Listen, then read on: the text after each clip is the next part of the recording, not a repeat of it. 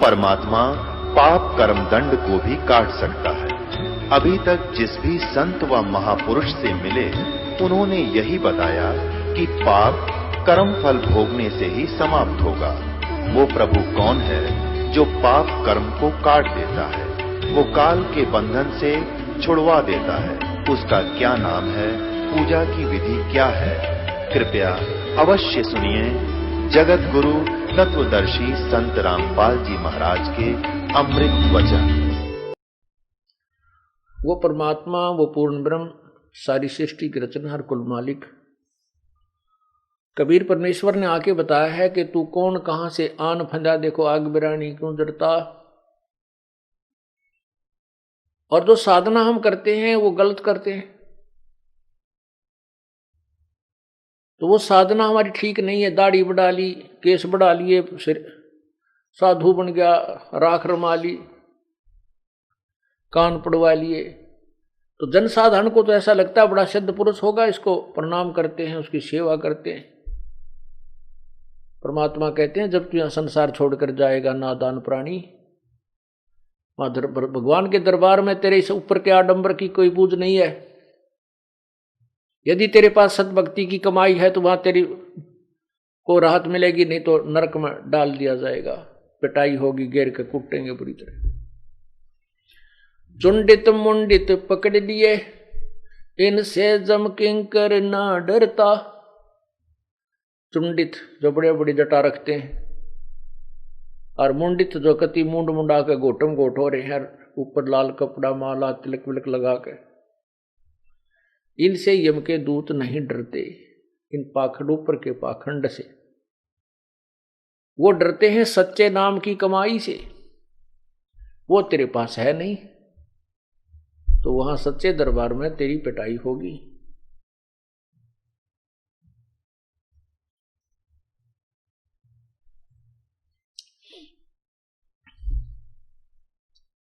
पुण्यात्माओं, उस परमात्मा की भक्ति के बिना इस जीव का कहीं ठिकाना नहीं। क्या कहते हैं भगवान, आगे गए ना बावड़े, रहते भी सब जाही, बिन साहिब की बंदगी की ठोड़ ठिकाना नहीं।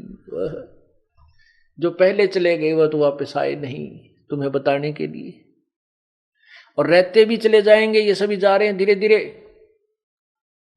और बिन साहेब यानी पूर्ण परमात्मा कबीर साहब की सत भक्ति के बिना तेरा कितना ठिकाना ना, कहीं ठोर ठिकाना ना।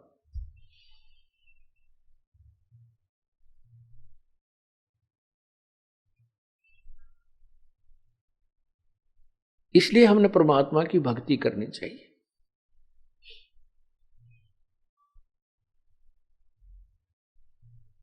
तो क्या बताते हैं परमात्मा, यो सौदा फिर नाही रे संतो, यो सौदा फिर नाही, यो सौदा फिर नाही रे संतो, यो सौदा फिर नाही। परमात्मा बंदी छोड़ हमें यह बताना चाहते हैं कि ये मानव शरीर प्राप्ति और मानव शरीर प्राप्ति के उपरांत फिर परम संत मिलना, ये बार बार संयोग नहीं होता।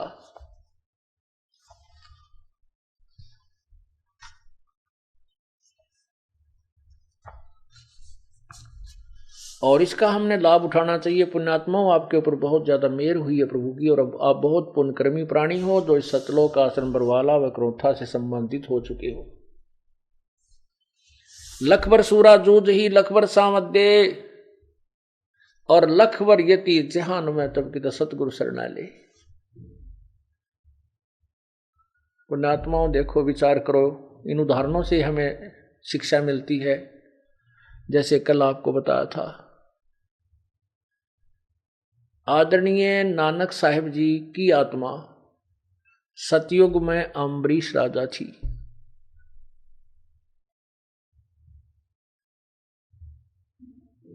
अम्बरीश राजा थे वो, और बहुत ही नेक थे। जनता बड़ी सुखी थी, स्वयं भी धार्मिक थे, जनता को भी अच्छे न्याय दिया करते थे। उसके बाद वो राजा जनक बने, सीता जी के पिता कहलाए। उस समय भी वो एक बहुत ही अच्छे प्रसिद्ध संत भी कहलाए। राज करते करते बड़े धार्मिक व्यक्ति थे, संतों को बुलाते थे, उनसे ज्ञान पूछते थे। अष्टावक्र की कहानी आपने सुनी होगी। अब कितनी अच्छी आत्माएं थी। उसके बाद अपने पुण्यों को समाप्त करके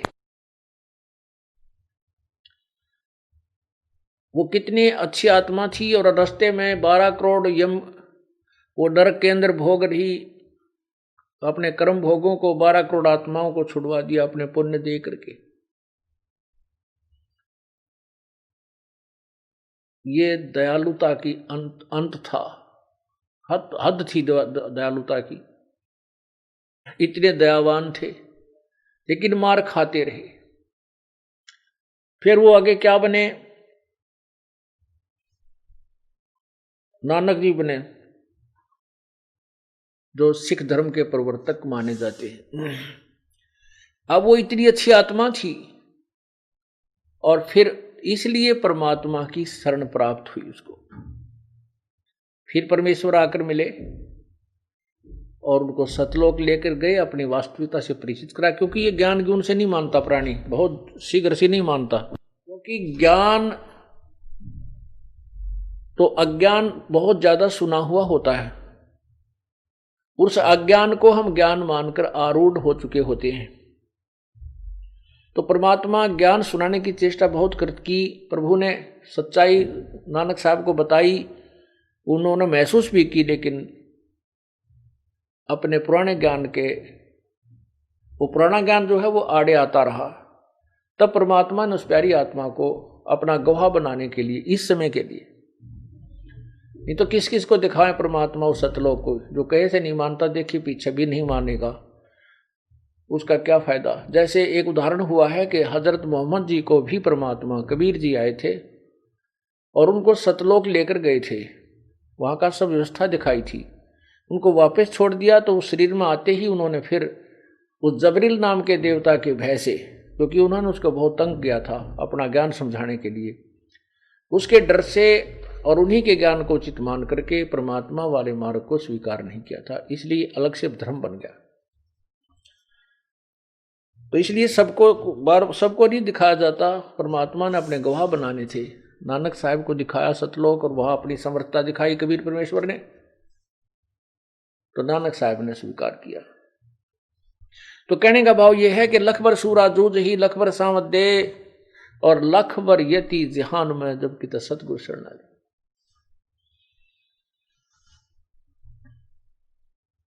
जो इतनी पुण्यात्माएं होती हैं पिछले जन्म जन्मांतर की, वो आज परमात्मा के चरणों में आ रही है। आप इतनी पुण्यात्मा हो जैसे नानक जी थे। ये ना सोचना कि अब हम बहुत कमजोर, धन में वित्तीय हालत हमारी कमजोर है, कोई मजदूर है, कोई किसान है, कोई दुकानदार बोदासा है। इससे उस परमात्मा की भक्ति से इसका कोई लिंक नहीं है, कोई संबंध नहीं है। यही प्रमाण देने के लिए परमात्मा ने ऐसे उदाहरण दिए हैं। परमात्मा देखता है भक्ति के धन को। कबीरा सब जग निर्धना धनवंता ना को, धनवंता सो जानिए जिस पर राम नाम धन।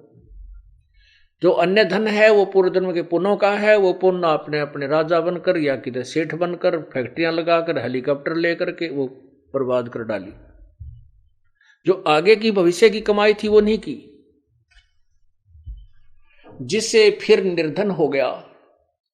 पिछले जन्म में सेठ, वर्तमान में उसको नौकरी भी नहीं मिल रही,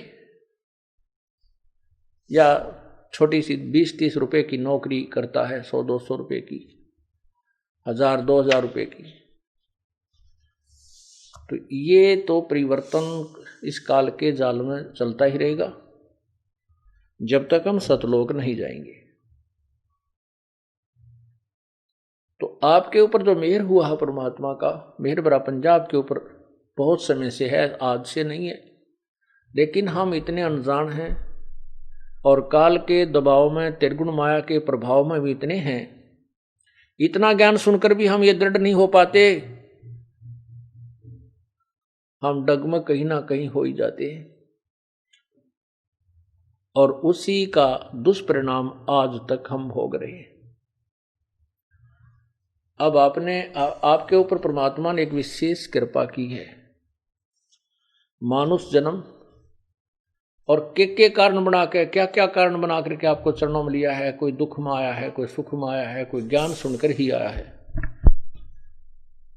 जिस कारण से भी आप यहां आए हो, कोई दुख ही आया है और अब इस ज्ञान को समझ रहा है वो आकर के, क्योंकि उसको बोला जाता है कि आप सत्संग में अवश्य आओगे, अन्यथा आपका कष्ट निवारण नहीं हो पाएगा।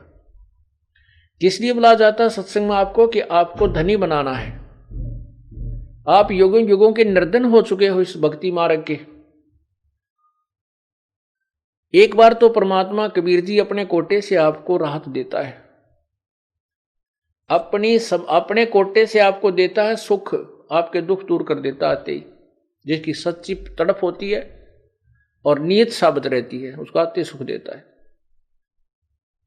फिर आपको ज्ञान सुनाया जाता है कि ये 10-20 हजार रुपये मान ले किसी से ले लिए, 1,00,000 2,00,000, तो इससे काम नहीं बनेगा। आप अपनी कमाई कोई साधन, कोई व्यवस्था करो ताकि आप साहूकार हो जाओ। तो यहां आपको बुला करके धनी बनाया जाता है। हम कितने निर्धन हो चुके हैं, हम कितना अपना सतर गिरा चुके हैं, ये आप अपना आप ही तुलना कर सकते हो, निर्णय ले सकते हो। आपको यहां आने से कितने पुण्य हो रहे हैं, आपके कितने पाप छूट चुके हैं। बीड़ी, शराब, मांस, तम्बाकू सबसे पहले छुड़वाया जाता है, जो घोर पाप का कारण है। दूसरे आपको कहा जाता है किसी की सुई भी नहीं चुरानी है, किसी से रिश्वत नहीं लेनी है, ब्याज तक नहीं लेना है। ब्याज लेने वालों के नाश हुए देखे हमने, सर्वनाश हुआ देखा उनका। बिरान माटी टक्कर मार मार कर मरे, वो पागल होकर के मरे हैं। हमारे आंखों के सामने ऐसी स्थिति देखी उन लोगों की जो ब्याज लेते थे और बहुत महंगा लेते थे। आज से 50-40 वर्ष पहले 5 रुपए सैकड़ा ब्याज, ये भगवान आज भी नहीं है 5 रुपए सैकड़ा, किसी बैंक में भी नहीं आज तक। और फिर उस व्यक्ति की क्या दुर्गति हुई हमने आंखों देखा था। पागल हो गया, टक्कर मारा, अपनी टट्टी ने अपने मुंह पर मारा, कुआं खा ले, बुढ़ापे में बुरा हाल होकर मरा वो। तो परमात्मा यह कहते हैं कि ब्याज भी नहीं लेना हमने, इन ओछे हथकंडों से हम धनी नहीं बन सकते। धनी बनेंगे परमात्मा की रजा से। परमात्मा आपको इतना धन दे देगा आप सोच नहीं सकते। और कैसे दे देगा ये भी आप नहीं सोच सकते। कब देगा? जब आपकी नीत साबित हो जाएगी, आप में कोई दोष नहीं देखेगा, केवल उस परमात्मा से ही आपकी याचना होगी, अन्य किसी देव में आपकी आस्था नहीं रहेगी। फिर आपके घर में बरकत, आपके ऊपर आने वाली आपत्तियों को ऊपर के ऊपर टालना शुरू कर देगा। करेगा कैसे? जब हम पति भर्ता पद पर पहुंच जाएंगे। जिस पति को अपनी पत्नी पर शंका हो जाती है तो वो उनमें फिर प्रेम नहीं रहता। और जो पति भर्ता स्त्री है, उसका पति अपने सामर्थ्य के अनुसार उसकी पूरी सुरक्षा करता है, पूरी सुविधाएं देने की चेष्टा करता है। ठीक इसी प्रकार हम आत्माएं, ठीक इसी प्रकार हम सभी आत्माएं उस एक ही परमात्मा की हैं, वो हमारा पति है, सबका मालिक है। पति मीन मालिक, स्वामी, वो हमारा पति है और हम जब तक उसमें पतिव्रता की तरह आस्था नहीं बनाएंगे तब तक वो हमारी मदद, हमारी सहायता नहीं पूरी नहीं करेगा। जब हम पतिव्रता की तरह उसके, एक पतिव्रता का अर्थ है कि जैसे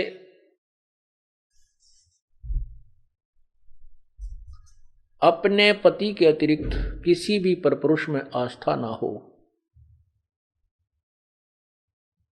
चाहे कोई कितना ही खूबसूरत हो, कितना ही धनी हो,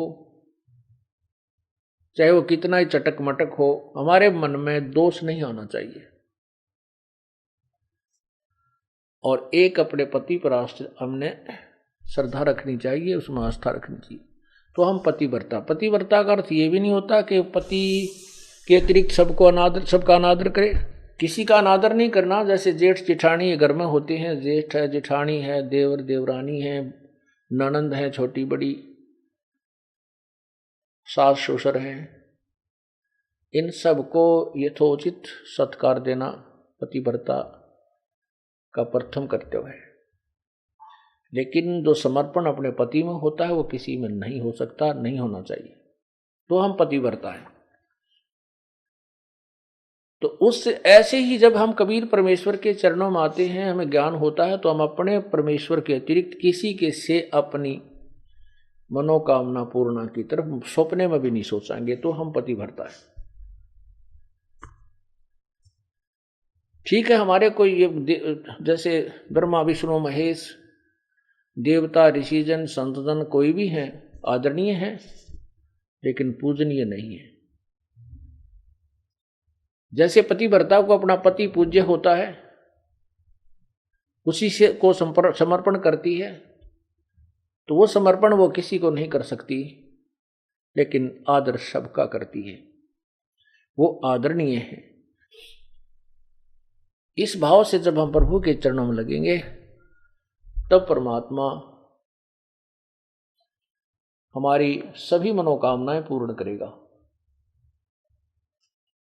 अन्यथा नहीं करेगा। जैसे परमात्मा क्या बताते हैं, ज्यों पतिव्रता पति से राती, आन पुरुष नहीं भावे, बसे पीहर में सुरत प्रीतम में, ऐसे ध्यान लगावे। उसके विषय में क्या बताते हैं कि जो जैसे जब पतिव्रता जमी पर और जो रख है धर है पाओ, और समर्थ झाड़ू देत है कदे ना काटा लग जावे। परमात्मा आपकी कैसे मदद करेगा कबीर भगवान? जब हम पतिव्रता हो जाएंगे इसके प्रति, किसी भी देवता से, किसी इष्ट से, किसी भी भूत प्रेत से या कोई झाड़े लानियों से हमारी कोई लिंक नहीं रहेगा, बिल्कुल सोचा नहीं सपने में, और फिर इस समर्थ के सहारे हम लगेंगे, तब ये हमें कितने सुख देगा। जब जो पतिव्रता जमी पर जो धर है पाँव, समर्थ झाड़ू देत है ना काटा लग जावे। जैसे पतिव्रता स्त्री कहते पानी को चलेगी पानी भरने के लिए, अर्थात अपने जीवन रूपी सफर में वो चलती है। आत्मा जो केवल एक इष्ट पूर्ण परमात्मा कबीर जी पर आश्रित है, उसके जीवन रूपी सफर में, जीवन रूपी रास्ते यात्रा में, यात्रा के मार्ग में वो परमात्मा समर्थ भगवान कबीर परमात्मा ऐसे झाड़ू देता है। झाड़ू मीन हमारे आने वाले जीवन में जो संकट हो, पाप कर्म रूपी कांटों को वो साफ करता रहता है कि कहीं मेरी आत्मा को पीड़ा ना लगे, कोई दुख ना हो जाए। अब आपको थोड़ा सा परमात्मा की महिमा सुनाते हैं, पतिव्रता कैसे होनी चाहिए, अर्थात हम प्रभु पर कैसे आश्रित हों। ग्रीवे सुकर्मी पतिव्रता सो आन उपावन मूल, एक पुरुष से परस है पतिव्रता समतूल।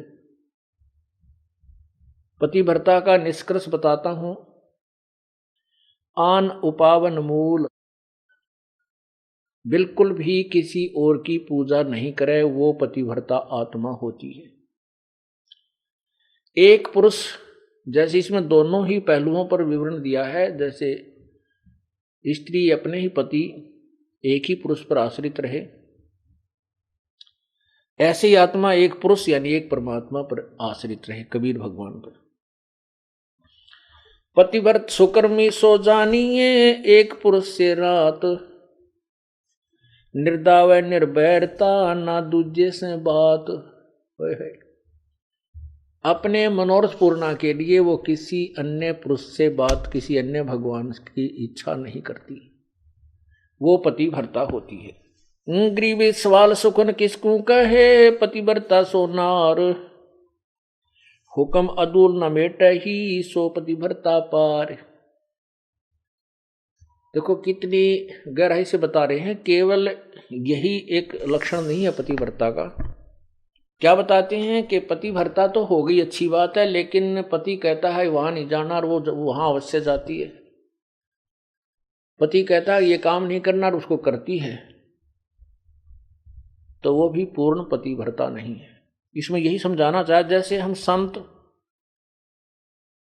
आपको आदेश देता है गुरुदेव के बेटा चोरी नहीं करना, बीड़ी नहीं पीना, मांस नहीं खाना, सिनेमा नहीं देखना, ब्याज नहीं लेना, और आप वैसे तो कबीर परमात्मा के अतिरिक्त किसी को नहीं मान रहे हो और ये मर्यादा पालन कर नहीं रहे, तो भी आप पार नहीं हो। क्या बताते हैं, सवाल सुखन किसको कहे, पतिव्रता सो नार, हुक्म अदूल न मेट ही, सो पतिव्रता पार।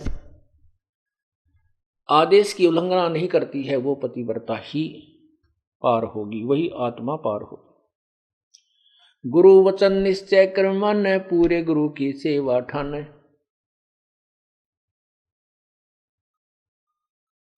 भाई जो गुरु वचन पे डट गे, रकट गे फंद 84 के, कट गे फंद 84 के, कट गे फंद 84 के।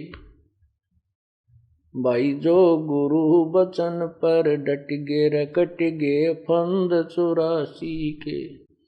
वस्तु मिली ठोड़ की ठोड़, मिट गी मन पापी की दौड़। वस्तु मिली ठोर की ठोर, मिट गी मन पापी की दौड़। भरम मिटे मुथरा काशी के, भरम मिटे वो मुथरा काशी के। भाई जो गुरु वचन पर डट गे, कट गे फंद 84 के। अब जो गुरु की आज्ञा का पालन करते हैं, सत्साधना करते हैं, फिर उनको वस्तु मिल जाती है जिसकी तरफ में वो घूम रहे थे। फिर वो मथुरा में भगवान रहता है, वहां परिक्रमा देने से भगवान मिलता है, वृंदावन जाने से मिलता है, काशी में भगवान है। कहते ये भ्रम हमारे फिर सब मिट गए।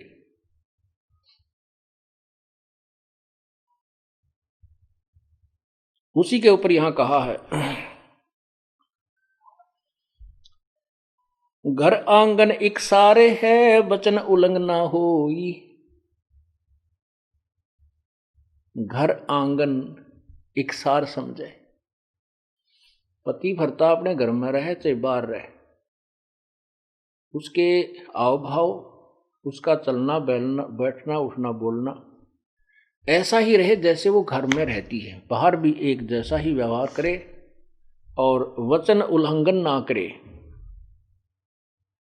घर आंगन एक सारे है, वचन उल्लंघना होई। आन खसम से ओलने, पतिव्रता है सोई।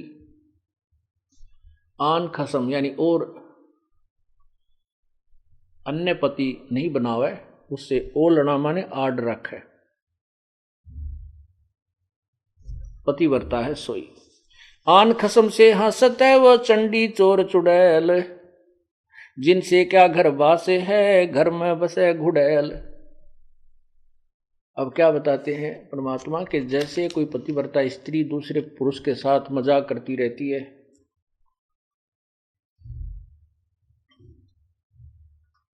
तो उससे दुर्भावना पूर्ण करती है तो उसमें दोष है। वो कहते हैं वो तो एक भूतनी बसे घर में, और उससे क्या घर, जिनसे क्या घरवास है, घर में बसे गुड़ैल। ऐसे ही ये पतिव्रता यहां आत्मा की तरफ ज्यादा संकेत है। परमात्मा कहते हैं कि मुझे ऐसे ही अच्छे नहीं लगोगे यदि तुम ऊपर से तो कबीर साहब करते हो, अब कबीर पंथी हैं, कबीर साहब के मानने वाले, अंदर से सारे ही देवताओं की पूजा करते रहते हो। आन खसम से हंसत है वो चंडी चोर चुड़ैल। परमात्मा इतने नाराज होते हैं। कहते हैं परमात्मा 100 वर्ष सतगुरु की पूजा एक दिन आन उपासी, वो अपराधी आत्मा फिर पड़े काल की फांसी। 100 वर्ष तो ये साधना करते रहना जो हम आपको बता रहे हैं, और एक दिन अन्य पूजा कर लेना, परमात्मा कहते हैं वो अपराधी आत्मा पड़े काल की फांसी। तो ऐसी गलती क्यों करेंगे हम? तब करेंगे जब हम ज्ञान नहीं सुन पाएंगे, और ज्ञान उस दूसरे ज्ञान के लोगों से हम ज्यादा संबंध रखेंगे तो वो हमें विचलित कर डालेंगे। यहां जींद के अंदर एक रमेश जैन भक्त है, अब भी हमारा सेवक है वो। उसकी पत्नी को दौरे पड़ते थे, दमा था उसकी पत्नी को दमा था। उसकी एक लड़की को दौरे पड़ते थे। 2 जुड़वा बच्चे थे, वो बहुत बीमार रहते थे। महीने में 2-2, 3-3 हजार रुपए का उनका डॉक्टरों का, मेडिकल का खर्चा होता था। एक भक्त ने उनको समझाया कि आप हमारे गुरुदेव से उपदेश लो, कबीर परमेश्वरी की शरण में आओ, आपके सब झंझट मिट जाएंगे। काफी कुछ कहने से उन्होंने मान लिया, और फिर वो टर्म एंड कंडीशंस भी बता दी उसको कि ये नहीं करना आपने। जब तो उन्होंने मान लिया ठीक है, हम तो बहुत दुखी हो गए हैं इनको पूजा करते करते, और साधनाओं से हमारी दुर्गति हो रही है, तो हम क्या करेंगे, हम नहीं पूजेंगे उनको। उन्होंने उपदेश ले लिया। उपदेश लेने के बाद उस बहन के 2-3-4 महीने तक कोई दमा नहीं, लड़की का दौरे पड़ा करते, उसका कोई दौरा नहीं, बच्चे स्वस्थ हो गए। वो तो इतनी खुशी मनाई, ओहो हे भगवान, भगवान मिल गए हमें तो। परमात्मा कहते हैं पर्वत पर्वत में फिरा, कारण अपने राम, राम जैसे संत मिले जिन सारे सब काम। अब क्या हुआ कि उसने वो 3-4-5 महीने के बाद ये गुग्गा पीर का दिन आ गया, गुग्गा नौमी आ गई। उसकी पड़ोसन आई, कहने लगी है कमलेश, और गुग्गा की पूजा नहीं करी तूने? वो बोली ना, हम ना करा कर, हमने छोड़ दी, मारे तो जो ना गुरु का नाम ले लिया। वो किसी और पंथ से संबंधित थी, वो दूसरी लड़की जो बहन आई उसके पास, वह कहने लगी नाम तो हमने भी ले रखा है, पर पूजा सारी करनी चाहिए ना, तो ये नाश कर देंगे, उनका फलाना करना ना। वो अपने पंथ के उसके विषय में बताने लगी कि ऐसे उसने हमारे पंथ का है कि उन्होंने ये पूजा छोड़ दी थी, उनका एक का बेटा था वो मर गया, अब तो भाई सारी पूजा करते हैं, और भी वो भी करने लग गए। तो वह डर गई कि कदे भाई सतयुगा पीर दुखी कर दे, उसने वो पूजा पाजा अपनी कर दी। पूजा कर दी तो अगले दिन वो लड़की तो दौरा पड़ने लग गया। उस कमलेश ने सांस नहीं आवे, दमा हो गया, न्यू का न्यू, और दोनों लड़कों की तबीयत खराब है। अब उस सेठ लाला जी को पता नहीं था रमेश को क्या गड़बड़ कर रही है नालायक। वो घर पे आया और वो कहा ऐसा स्थिति फिर होगी। उसने उस भगत से संपर्क किया कि भाई मारा तो फिर होगी भाई बात, कोई फायदा नहीं हुआ। वो बोला भाई ऐसे कैसे हो सकता, 2-4-5 महीने तेरे ऊपर ऐसा मेहर बख्शी है, आज कैसे नहीं हो सकती है, कैसे मानूं मैं तेरी बात, अब देख ले चाल। वो दोनों आगे, वो दोनों आगे तो क्योंकि हमें पता है कि परमात्मा की मर्यादा भंग होने से ही काल प्रवेश कर जाता है। या तो सीता के चारों तरफ जो लक्ष्मण ने रेखा खींची थी ना, ये लक्ष्मण रेखा समझना मर्यादा भगवान की, और इसको तोड़ते ही या दुर्गति शुरू हो जाएगी जो सीता की हुई थी। अब वो राम कोई बवड़ा नहीं था जो लक्ष्मण ने ये कहा तू या तो आइए मत भूल कर भी, रावत इसको चारों तरफ ये मंत्र पढ़ कर या रेखा खींच देना। अब सीता अपने आप में सियाणी बन गई। जब रावण आया एक साधु का भेष बनाकर भिक्षा मांगने लगा, तो सीता ने कहा कि आ जाओ महात्मा जी, ले जाओ भिक्षा ले जाओ। अब जो ही वो निकट आया उस रेखा के, तो उसमें लपट निकली, रावण 10 कदम दूर खड़ा हो गया। तो उसने कहा कि माई भिक्षा देनी है तो बाहर आकर दो, नहीं तो हम नाराज हो जाएंगे, ये कर देंगे। इसमें तुमने पता नहीं क्या मंत्र पढ़ रखा, ये मुझे आगे नहीं आने दे रही। अब सीता जी ने सोची कि बिजली पड़े साधु तो है, 1 मिनट में देकर आटा डालकर वापस आ जाऊंगी। तो या तो उसकी नालायक सोच थी अपनी, जबकि वो महापुरुष कह के गए थे इसे बाहर मत निकलना, रही साधु है तो अपन आ जाएगा अंदर। यदि ये साधु है तो इस लक्ष्मण रेखा को पारे करके आ जाता। तो साधु भी कहाँ है वो, इस रेखा से डर गया। तो उसने ऐसा ही किया, मर्यादा भंग कर दिया, लक्ष्मण रेखा उल्लंघ गई। फिर देखो क्या दुर्गति हुई, रावण उठा ले गया। 12 वर्ष तक उस रावण के बाग में बिरान मट्टी हुई। पुण्यात्माओं, ये लक्ष्मण रेखा समझ लेना जो परमात्मा के नियम है। यदि तुमने अपनी सुरक्षा चाहिए तो लक्ष्मण रेखा से बाहर मत जाना, फिर देखना खेल मालिक का। तो उसने क्या हुआ कि वो कहने लगा भाई तुमने कोई और पूजा की है। रमेश बोला ना बिल्कुल नहीं, कति नहीं कर दिया, हम तो छोड़ दी सारी उस दिन तक। अब उसका गले उतरा नहीं उस भगत के कि तो हो ही नहीं सकता, जब तक हम मर्यादा नहीं तोड़ेंगे तो यह हानि नहीं हो सकती, यह हमारे भगवान का नियम है। तो वह लड़की उस रमेश ने पूछा उस कमलेश से, क्यों वो घर में रहती है, कितने कोई और पूजा की? वो बोली ना, मैं क्यों करूं थी। वह नो डरती ना बतावा कर रही थी कि भी गड़ेगा, सोमा होगा, गुस्सा होगा। तो भक्त यूं कह रहा था जी मैं वैसे ही घूमतू ऐसे ऐसे बाहर न निकल गया, परमात्मा ने भेज दिया। तीसरा दिन था वो, जैसे आज गुग्गा नवमी थी, 10वीं न उनकी ब्रह्मटी होगी, एकादशी को वो वहां गया। तो घूमता घूमता पीछे को चला गया, बरंडे के साइड में, एक पिछली साइड में बरंडा था, बरंडे से इधर रसोई के पीछे, रसोई बरंडे के अंदर खुला थी, पीछे उसके खाली स्थान था, वैसे नीचे कच्चा। वहां क्या देखा कि एक थाली रखी पुरानी सी, और उसमें 2-4 जोत सी लगा रखी है आटा बना के। तो उसने कहा कि आ भाई रमेश आजा दिखाऊं तेरे को, ये क्या है। कमलेश से पूछा कि वो क्या किया तने, वो क्या पूजा कर रखी है। फिर बताई उसने, आने वाली मैंने गुग्गा पीर की पूजा कर दी। वो भगत बोला वो गुग्गा फिर आ गया, थारा मुश्किल से काटा था। यो गुग्गा फिर बुला लिया तने, मुश्किल से निकाला था गुरुदेव ने, परमात्मा कबीर जी ने, अब चाट ले इस गुग्गा ने, पूज ले। तो वो फिर लग गया वह पैर पकड़ने, वह कहने लगी भाई मैं तो माफी मांगूंगी गुरु जी तय। तो उन्हें कहा भाई माफी मांग, परमात्मा से जाकर पूर्ण उपदेश लो, तुम तो काम कति बिगाड़ दिया, थारी सुना तो सुना, ना भी सुना।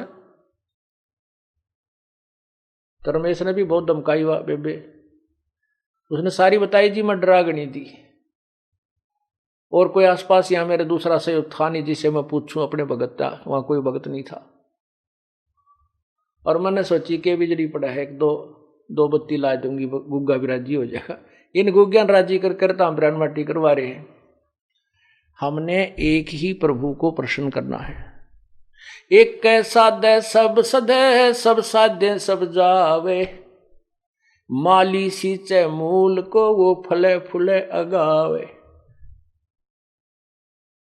एक ही साधने से, एक ही पूजा करने से जड़ की, तो पौधा परिपक्व बड़ा हो जाता है, वृक्ष बन जाता है, फिर आम के फल लगते हैं। यदि हम टहनियों की तरफ से उसको गाड़ कर जमीन में लाकर बैठ जाएं, उगाकर, तो सभी पौधा ही नष्ट हो जाएगा। अर्थात शास्त्र विरुद्ध साधना करने से हमारा भक्ति रूपी पौधा बर्बाद हो जाएगा। तो क्या बताते हैं, 100 वर्ष सतगुरु की पूजा, एक दिन आन उपासी, वो अपराधी आत्मा फिर पड़े काल की फांसी। तो पुण्यात्मा फिर आए मेरे पास। जब हम छुड़ानी से जाते रहते थे,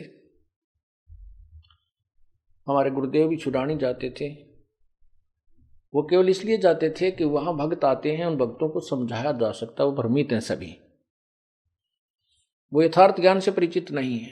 फिर उसके बाद हमारा उनसे मनमुटाव बन गया, क्योंकि गुरुजी शरीर त्याग कर चले गए थे सतलोक, और छुड़ाने वाले की जो क्रियाएं थी वो शास्त्र विरुद्ध थी, सदग्रंथ के विरुद्ध करते थे। हम जनता को सच्चाई बताते थे तो उनकी दुकान बंद होने के कागार पर आ गई। इसलिए उन्होंने हम नहीं सुहाए, तो हमने अपना अलग से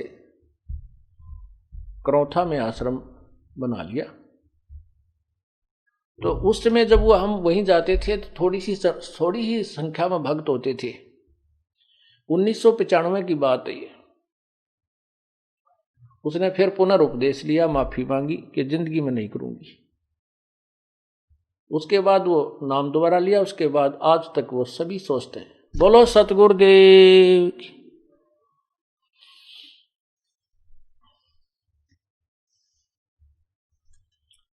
तो ऐसे हमें पतिव्रता होना है अपने कबीर परमात्मा के प्रति।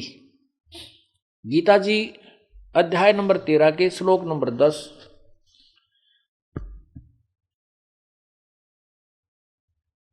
में भी यही प्रमाण है।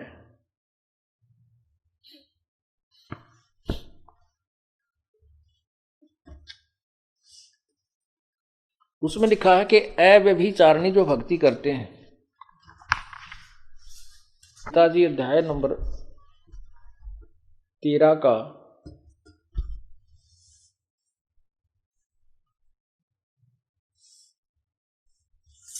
अध्याय नंबर 13 और ये मंत्र नंबर 10, श्लोक नंबर 10, अव्यभिचारिणी भक्ति, भक्ति अव्यभिचारिणी। मुझको मई माने मेरी होती है, मुझ, ये ब्रह्म कह रहा है कि मुझको अनन्य योग द्वारा अव्यभिचारिणी भक्ति तथा एकांत और शुद्ध देश में रहने का स्वभाव, विषाक्त मनुष्यों के विषाक्त समुदाय में प्रेम न होना, ऐसे 13 में लिखा, 11 में है, मेरी भक्ति करे तो भी अव्यभिचारिणी करनी है। व्यभिचारिणी होती है जो एक व्यभिचारिणी लड़की उसको कहते हैं जो अपने पति के अतिरिक्त अन्य पुरुषों से संपर्क करती है, जिसको वैश्या की दर्जा दिया जाता है। तो यहाँ कहते हैं अव्यभिचारिणी भक्ति द्वारा मेरी भक्ति करे। और फिर तत्व ज्ञान के द्वारा, जो कि जब हम ब्रह्म की साधना किया करते हैं तो भी हमने उस पर आश्रित रहना पड़ता है। और फिर ऐसे ही सिमिलरली हम पूर्ण परमात्मा की जिस भी इष्ट की हम साधना करते हैं उसके प्रति हमें ऐसी श्रद्धा रखेंगे तो ही वो हमें लाभ देता है, कोई भी हुआ चाहे। तो यहाँ क्या बता रहा है कि आगे देखो, 11वें में कहा कि अध्यात्म ज्ञान में नित्य सतित तत्व ज्ञानार्थ, तत्व ज्ञान के अर्थ रूप परमात्मा को ही देखना, यह सब ज्ञान है, और जो इससे विपरीत है वह अज्ञान है, ऐसा कहा है।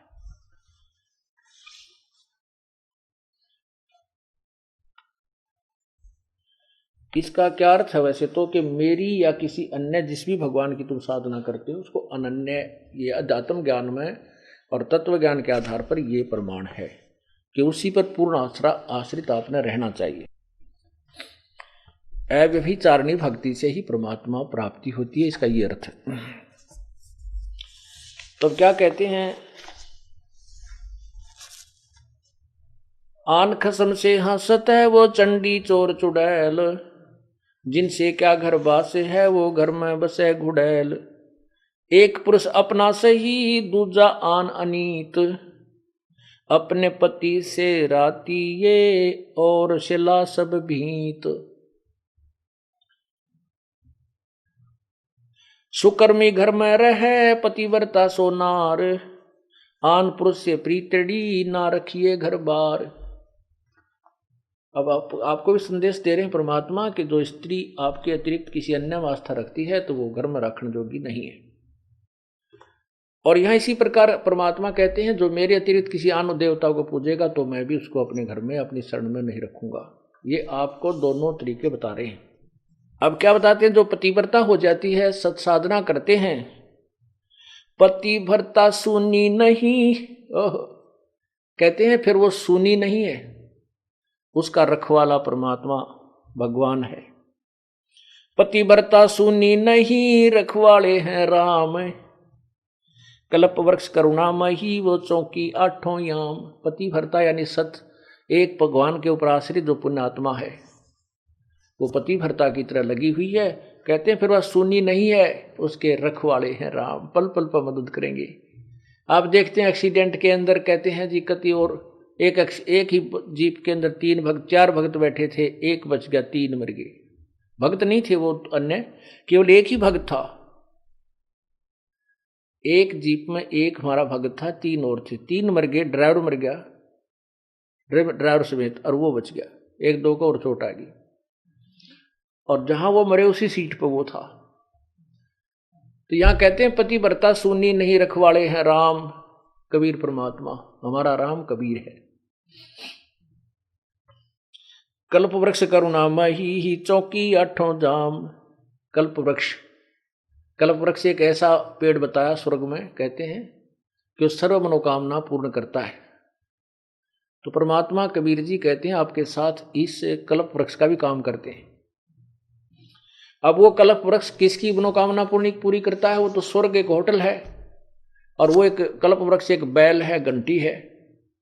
अब जो उस कल्प वृक्ष के पास जाकर जो मांगता है उसी समय उसके सामने वही आहार आ जाता है, तो उसकी कमाई से ही जाता है। और यहां आपको परमात्मा अपने कोटे से भी देगा। कबीर परमात्मा पतिव्रता सुनी नहीं रखवाले हैं राम, कल्प वृक्ष करुणामयी चौकी आठों जाम। पतिव्रता पानी चली, पतिव्रता पानी चली पन ही नाही पाए। वस्त्र अंग विनंग है वो आप देत उड़ाए। पतिव्रता पानी चली यानी सत्ता, जो पतिव्रता यानी सत्य परमात्मा की जो वो प्यारी आत्मा अनन्य मन से भक्ति कर रही है अपने एक इष्ट की, वो अपने जीवन किसी भी कार्यवश जाती है और उसके पास कोई असुविधा है तो तुरंत पूरी कर देता है। ऐसे बहुत से भक्त बहन भाइयां बेटियां हमें मिलती हैं, भक्त कहते हैं जी हमारे यहाँ आश्रम में आने के लिए किराया नहीं था, और 3 दिन से यही जुगाड़ था कि 200 से 400 रुपये हो जाए, मिल जाए तो हम आश्रम में जाएं कहीं से भी, क्योंकि गरीब आदमी के साथ और ज्यादा दिक्कत आ जाती है। कई बार ऐसी स्थिति परमात्मा पैदा भी कर देता है उसका विश्वास दृढ़ करने के लिए। फिर कहने दी हमने तो भगवान पे छोड़ दिए, परमात्मा आप बुलाओगे तो जरूर आना चाहते हैं। आत्मा रो के कह रही थी, कहने लगी अगले दिन चलना था, उसी दिन सुबह चलने की तो कोई बात रही है कोई ना, किराए की व्यवस्था नहीं हुई। तो ऐसे में स्लैब, वो जो पेंडी सी थी होती है, स्लैब होती है घर में अलमारी की ताक से, उसमें कागज बिछा रखे थे पेपर अखबार के, वैसे उठाई नो, और उसको तकरीबन दूसरे तीसरे दिन में रोज साफ करा करती। जिस दिन से याचना शुरू हुई उस दिन भी साफ करे थे वैसे स्वाभाविक वो उठाकर मैं पोचे खाते मारन लगी तो 500 रुपये 100 के 5 में मुड़े हुए ऐसे तय किए हुए। एक बार मुड़े हुए अन्नो रखे। मत गदगद होगी। बच्चों को लिया, सास जब चल पड़ी।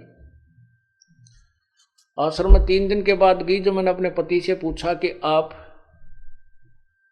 फोन पे, वो मिलिट्री में सर्विस करते, कि क्या आप ये,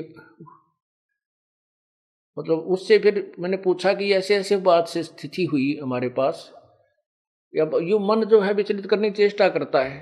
मन में न्यू आवा कदे वो डर गया हो, मेरा ध्यान ना रहा हो, कदे कागजा में उलझ रहे हो, मैं रोज साफ कर देती थी, अखबारों में उलझ पुलझ हो रही हो। उससे पूछा कि ऐसे ऐसे बड़ी मारी गेला, आपके याद हो आपने कुछ पैसे रखे थे? ने बोला मैं चोरनी को भी रखता है नहीं, सारी आपको देता हूं। शराब में पीता ना, बीड़ी में पीता ना, घर का सामान में लाता ना। 5-10 दिन की छुट्टी गया था मैं तो रिश्तेदारियों में, या फिर वो नाम नहीं ले रखा था उसने। बाकी उस पुण्यात्मा को मना नहीं करता था। वो कहने लगा सचमुच 500 का नोट, 500 रुपये पाए, 100 के। सब जगह मैंने अपनी सारी दृष्टि दौड़ा दी, कोई पैसा मेरे पास नहीं था। तो पुण्यात्माओं ये क्या कहना चाहते हैं? पतिव्रता पानी चले पन ही नहीं पाए। पतिव्रता जो पानी न चाली, टूट गरीब, तो उसके पैरों में जूती भी नहीं है और वस्त्र भी अच्छे नहीं हैं। कहते हैं परमात्मा, कहने का भाव ये है कि अपने जीवन रूपी सफर में आप चल रहे हो, मालिक की शरण में आने के बाद और आपके साथ कोई व्यवस्था है तो आप पूरी कर दिया। पल में दे, कहते वस्त्र अंग विनंग है, वो आप देत उढ़ाई, आप देत उढ़ाई। कैसे कोई आपको अव्यवस्था है, किसी चीज का अभाव है, तो वो परमात्मा आपकी तुरंत पूर्ण कर देगा। ऐसे और भी बहुत से वक्त बताते हैं, ऐसे ऐसे वो आदि चलन लग गया। जब 100 का नोट पाया, एक माई कह रही थी जी, मैं पति तो नाम नहीं ले रहा, बाधा भी करता था। समागम आ गया, करौथे आश्रम में जब हम सत्संग करते थे, तो मैंने अपने पति से कहा कि मैं सत्संग में जाऊंगी, मैंने 100 रुपये दे दे। ये 10 वर्ष पहले, 8-9 वर्ष पहले की बात है। वो कहने लगा मैं तेरे को चवन्नी नहीं दूं, और तू तीसरे दिन झोला ठावे और वहां चली जाती है। वो कहने लगी मैं कोई गलत जगह जाती हूँ। 60-65 साल की उम्र की बुढ़िया थी, और तेरे बेटे जान लग रहे वहां पर। बेटे तो अपनी कमाई करे, वो ले जाते हैं किराया। मैं किराया मान ले उनसे मांग भी लूं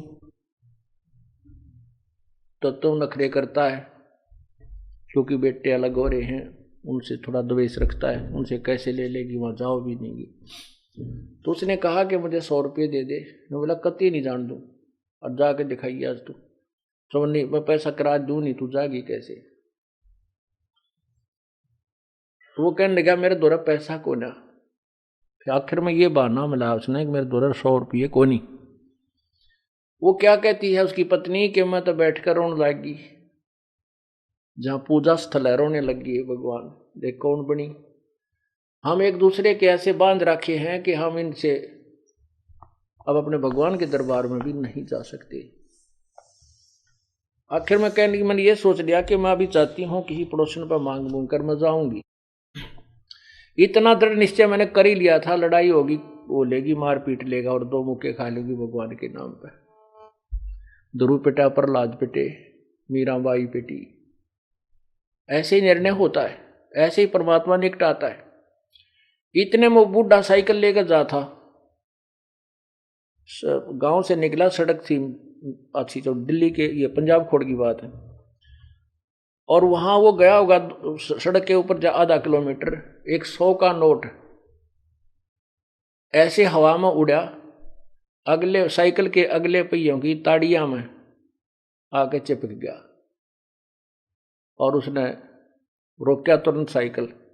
100 का नोट ताजा, उसकी तो घीघी बंदगी, घबरा गया, उल्टा आया, आकर ने बोला ले भगवान, तेरे भगवान ने भेज दिया, तेरा 100 का नोट ले जा।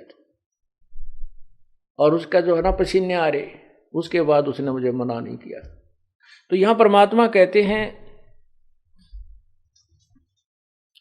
पति भरता पग जमी पर जो जो धर है पाव, समर्थ झाड़ू देत है ना काटा लग जावे।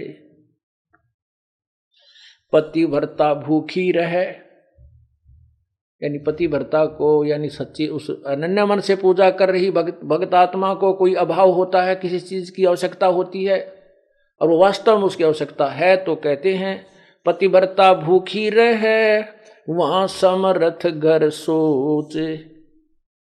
ऐसे पति की स्त्री के, ऐसे पति की स्त्री के काल कर्म हो मोक्ष मोच। कहते हैं जैसी भक्त आत्मा जब दुखी होती है तो भगवान के दरबार में भी चिंता बन जाती है। और ऐसे पति की स्त्री के काल कर्म हो मोक्ष, जो ऐसे दृढ़ता के साथ, समर्पण के साथ, पूरे विश्वास के साथ भगवान पर लगती है, उसके नाम पर, कहते हैं उन्हीं का मोक्ष होता है, उन्हीं के पाप कर्म नष्ट होते हैं। कहते हैं नुक्ते ऊपर रित जगा रे कोट कर्म जल जा तुम्हारे। ये नुक्ते होते हैं जो हम लोग लाज और किसी परमात्मा के नाम पर ना किसी पति से, ना पत्नी से, ना पुत्र से कोई दबाव नहीं मानते अपने आत्म कल्याण के लिए, तो परमात्मा प्रसन्न होता है। परमात्मा कहते हैं मात पिता सुत स्त्री, मात पिता सुत सत्री, आलस बंधु कान, संत मिलन को जब चले ये अटकावे आण। मात पिता, बालक है, बेटा है, बेटी है, माँ बाप नहीं जानते सत्संग में, जो 15-16 साल के 20 साल तक हैं वो माता पिता के अधीन होते हैं। और जो बुजुर्ग हैं वो जब बच्चे बड़े हो जाते हैं तो बच्चे बेटा बेटियां के अधीन हो जाते हैं, बेटे का अधीन हो जाते हैं। या फिर आलस, या फिर लोक लाज। जैसे आप यहाँ सत्संग में आते हैं, कोई ना कोई जरूर टकरा देगा, कहाँ चले बेरा है सत्संग में जान दोगे, थारा तो पाँव लिकट रहा है, तीसरे दिन वहां बैठे रहते हो। तो इस तरह के श्लोक सुना देते हो और आप जो ज्ञान में कमजोर है इन बातों से दबाव मानने लग जाता है और फिर वो आना भी कम कर देता है, उसको ज्ञान नहीं है। इसके लिए परमात्मा कहते हैं कि मात पिता सुत स्त्री और आलस बंधुकाण। बंधुकाण माने लोक लाज, अपने मित्रों की वो कहे हुए व्यंग्यात्मक बातों से झिझक जाना। कहते हैं सतगुरु मिलन को जब चला ये अटकाव आण, ये आके आंट लावेंगे कि बेटा क्या माँ बाप या स्त्री ऐसी निकम्मी हो जाएगा दी बेबे, बस जी का झाड़ बन जाती इस भगत के।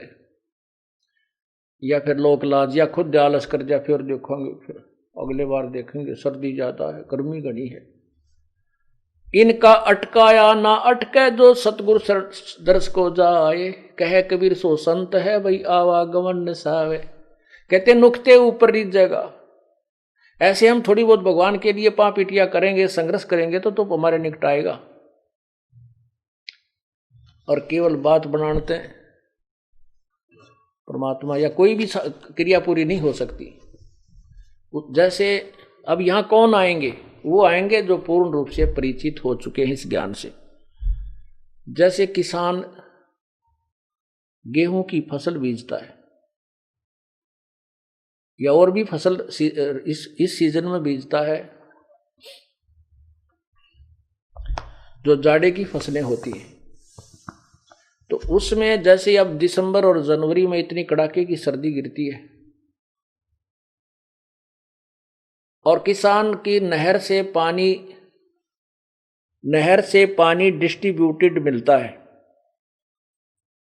और वो रात्रि में दिसंबर या जनवरी के महीने में कड़ाके की सर्दी पड़ रही है, शीत लहर भी चल रही है, उसके पानी का नंबर आ जाता है रात में 12 बजे। जनवरी और दिसंबर के महीने में कमरों के अंदर भी रजाई ओढ़ के खिड़की बंद करके जब हम सोते हैं, और वो किसान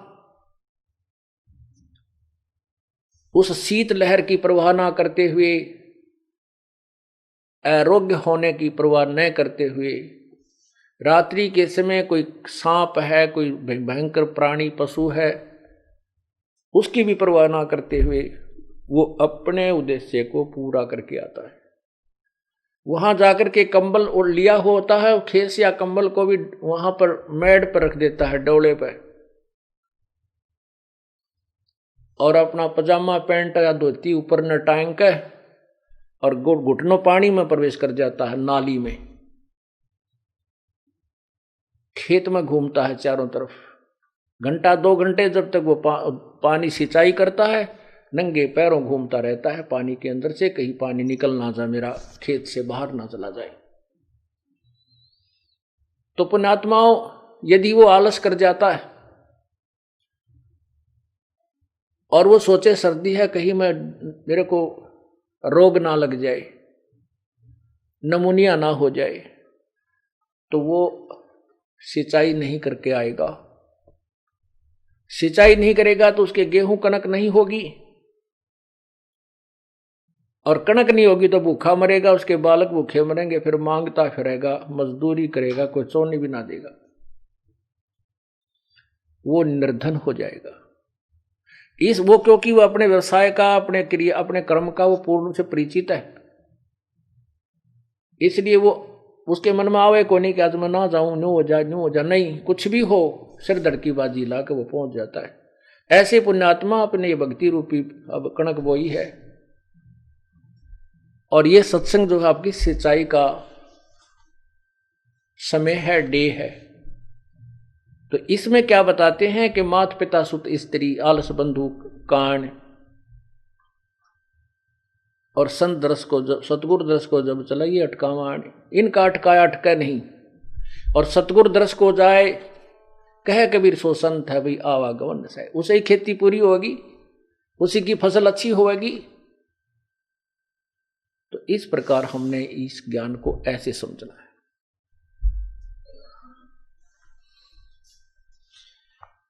पतिव्रता बतियां करे आन पुरुष मुख जोड़े, साहेब बहुत रिसाते है वो पल में बैठे तोड़े। जैसे एक स्त्री अपने को किसी और पुरुष के साथ एक विशेष तरीके से बात करता हुआ को पति देख लेता है तो वो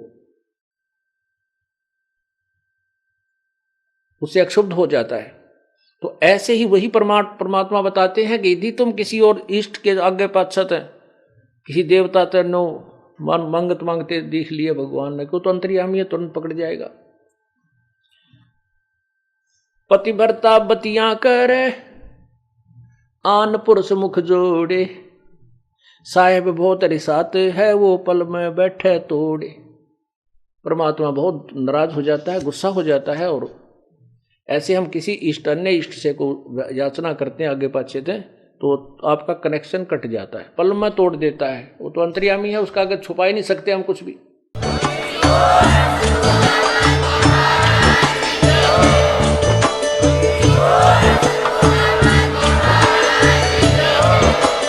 आप सुन रहे थे जगत गुरु तत्वदर्शी संत रामपाल जी महाराज जी के मंगल प्रवचन। अधिक जानकारी के लिए विजिट कीजिए हमारी वेबसाइट www.jagatgururampalji.org। संत रामपाल जी महाराज जी के शुभ आशीर्वाद से पूरे विश्व भर में 500 से भी ज्यादा नाम दीक्षा केंद्र हैं, जिन पर संत रामपाल जी महाराज जी द्वारा ऑनलाइन निःशुल्क नाम दीक्षा दी जा रही है। अपने नजदीकी नाम दीक्षा केंद्र का पता करने के लिए संपर्क करें 8222880541।